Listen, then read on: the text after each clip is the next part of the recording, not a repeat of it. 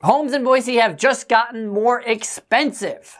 Now, I know you've probably been hearing over the past year or so that prices have been going down over the past year and a half or so, and that's correct. But our government just passed a new rule that makes mortgages more expensive for most buyers. So effectively, if you're buying a home here in Boise after May 1st, 2023, your monthly payment will probably go up and you'll probably have more closing fees. So this is a terrible rule that affects 50% of all mortgages in the United States, and it hurts the wrong people. So let me break it down for you to see how this might affect you. So if you get just a regular mortgage, so not a VA loan or an FHA loan, just a regular mortgage that's based on your income, you probably will get a conventional loan. Now, conventional loans in the United States are backed by one of two major corporations known as Fannie Mae and Freddie Mac. You may have heard those names before. So in order to understand this new rule that Joe Biden has just put into effect that affects mortgages, we have to understand what Fannie Mae and Freddie Mac are. So Fannie Mae is actually an acronym that stands for the Federal National Mortgage Association. It was started in 1938 by Congress as a government-sponsored enterprise to make housing more affordable to Americans.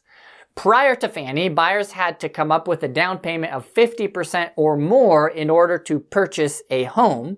And so Fannie Mae was started in order to back mortgages so buyers could get into homes with less down payment. In 1968, Fannie Mae became a private company and continued to be a private company until 2008, when it was brought under a government conservatorship by the Federal Housing Finance Agency. And basically what that means is that the government stepped in and they are now involved in Fannie Mae and Freddie Mac's finances, what they do with their assets, and how they develop new rules and regulations for mortgages. Basically, the government stepped in order to ensure that Fannie Mae and Freddie Mac would not go belly up during the 2008 financial crisis. Now, you can't get a mortgage directly from Fannie. That's what banks and lenders and credit unions do. They collect your application, they verify income, assets, they underwrite the loan and get you to the closing table. And then that is when Fannie Mae steps in. What Fannie does is they take all of these mortgages that have been issued by lenders and they package them into what are called mortgage-backed securities. Mortgage-backed security is basically Fannie Mae saying that they are backing the loan in the event that the borrower goes into default. So they package hundreds of thousands of loans into these securities and then sell these portfolios on the secondary market to investors. And what that does is it allows the banks and the credit unions to get these loans off of their books so that they can then use their capital to issue new mortgages to other buyers. Freddie Mac basically does the same thing that Fannie does. Freddie stands for the Federal Home Loan Mortgage Corporation. It was started in 1970, and kind of the main difference between Fannie and Freddie is Freddie tends to source their loans from smaller banks. So because Fannie and Freddie are backing the loans that banks issue, they have a number of loan requirements that borrowers have to abide by if they want to qualify for a mortgage. So some of those requirements include, number one, a credit score. Borrowers have to have a minimum of 620 as a credit score to qualify for a conventional mortgage. Number two, their debt-to-income ratio has to be under 50%. In other words, borrowers can't be spending more than 50% of their income on all of their debts. Three, borrowers have to put a minimum of 3% down on the house that they are buying. And for some buyers, that number gets bumped up to 5% depending on that person's situation. And for some buyers are required to have a certain amount of reserves in the bank in the event that they get into financial trouble. Now, it's important to note that Fannie and Freddie are government-sponsored enterprises, and here's where President Biden's new rule comes into play. Effective May 1st, 2023, the government has changed the rules that affect the loan level price adjustments. Those are called LLPAs, and this was issued by the Federal Housing Finance Agency. Let me explain what this means. Imagine if you own a car insurance company, and you have two drivers who come into your office who want to get insurance from your company. One of those drivers has had 10 accidents over the past 2 years, and the other driver has had 0 accidents over the past 35 years. Which of the two drivers is a higher risk for your company? Obviously, it's the driver that has had 10 accidents over the past 2 years. And which of the two drivers do you think will have a higher insurance premium? Again, the answer is the driver who has had the most accidents. And that makes sense. The driver who's had more accidents is more of a risk for your company, so you as the owner of the company are going to charge more to that driver to mitigate that risk. Because in the long run, that driver is probably going to cost your company more money. And that's basically how mortgages work. The higher the risk a borrower is, the higher that person's interest rate is going to be and the more fees that person is going to pay, because ultimately that person may cost the company more money in the long run. So let's say you have a bad credit. You are going to get a worse interest rate to mitigate the risk that the company is taking to lend you the money that you need to buy a house. On the other side of the coin, if you have good credit, you're going to get a better rate and you're going to pay less in fees. And these are called loan level price adjustments, or LLPAs. Now, Fannie and Freddie have a really complicated scale and formula that they use to determine what these loan level price adjustments are for each borrower. But here's where the government has changed the rules. Effective May 1st, 2023, the Federal Housing Finance Agency is increasing the price adjustment for good credit buyers. So they're increasing good credit buyers' payments, and they're decreasing the price adjustments for bad credit buyers. In other words, if you have bad credit, your payments are now going to go down, and if you have good credit, your payments are now going to go up. Now, I don't want to get into the weeds here because it gets really complicated, but let's take an example to illustrate this new rule. Let's say you are a buyer with good credit. You have a 720 to 760 credit score. You want to put 15 to 20% down, which is really good. Your monthly payment under this new rule will go up by 75 basis points. In other words, your monthly payment will increase by about 0.75%. Now let's take a person who has bad credit. This person has 620 credit, putting less money down, 3% down. This person's monthly payment under this new rule will actually go down by 200 basis points, or by about 2%.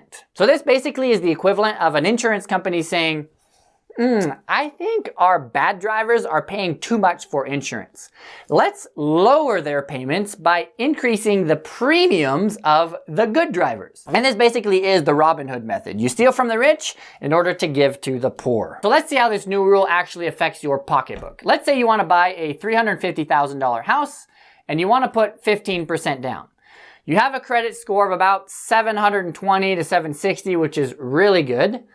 Your monthly payments under this new rule will now increase by $29.56 per month, which amounts to about $360 per year. Now let's say there's another buyer who has a bad credit score and he buys about a $310,000 house, only puts 3% down, so it puts about $9,000 down, and takes out a $300,000 loan.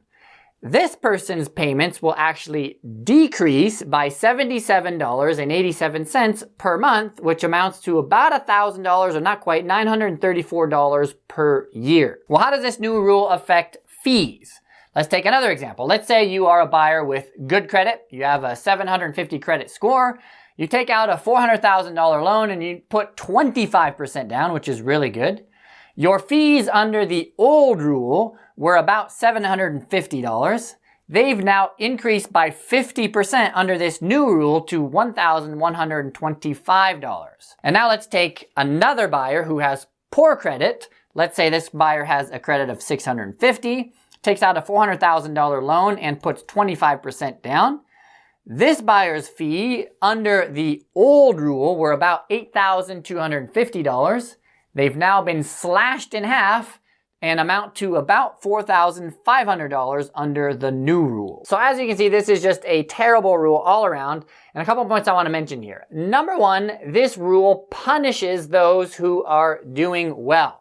So if you've had good credit, you've been wise with your money, you've been financially savvy, you've saved up money for a good down payment, your payments are now going to be higher under this new rule. But if you've made poor choices with your money, you haven't saved as much, you have bad credit, your payments are now lower under this new rule. Now, as you can imagine, the government has taken a lot of flack since they've issued this new rule.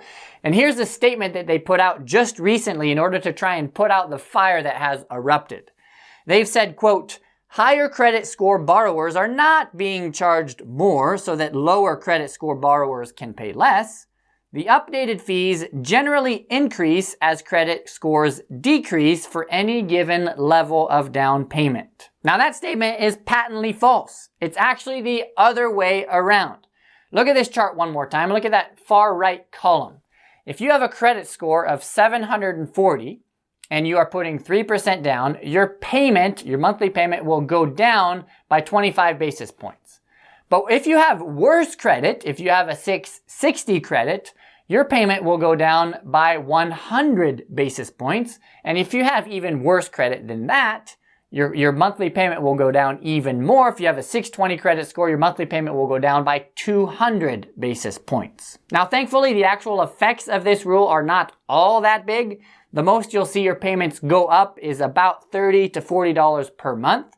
But this entire rule makes absolutely no sense to me. It really does punish good behavior and rewards bad behavior. The second reason why this is a terrible new rule is it actually has a positive effect on a very small number of people and a negative effect on a large percentage of borrowers. What the government is trying to do is trying to make housing more affordable for low-income earners. The problem is that borrowers who have a credit score of under 660 actually amount to only about 2% of all borrowers across the United States. So only about 2% enjoy the maximum benefit from this new rule. Borrowers with a credit score of 700 to 760, though, amount to about 25% of all borrowers across the United States. And these are the people who are most harmed by this new law. Number 3, and finally, this new rule could actually hurt borrowers in the long run since it benefits people who probably shouldn't be taking out a mortgage to begin with. This new rule is actually inviting more high-risk borrowers to take out loans, and they probably shouldn't be taking out loans in the first place. And this actually is what led to the financial crisis of 2008. Lenders were giving mortgages to borrowers who couldn't pay back these mortgages, and so eventually the entire system went belly up and the whole system collapsed. Now, I don't think this new rule is actually going to bring down the entire system like we saw in 2008, but it's certainly not moving the needle in the right direction. So this is just bad policy through and through, and to me it's just another example of how the government is really terrible at everything that it does. The National Association of Realtors has written a letter publicly asking the government to rescind this new rule, and for good reason. Boise homes are expensive enough as they are. The last thing we need is for the government to step in and make homes less affordable for borrowers here in the Treasure Valley and in the United States in general. Thank you so much for watching. If you have any questions about real estate or life here in Boise, please reach out to me. I'd be more than happy to chat with you to see how I might be able to help.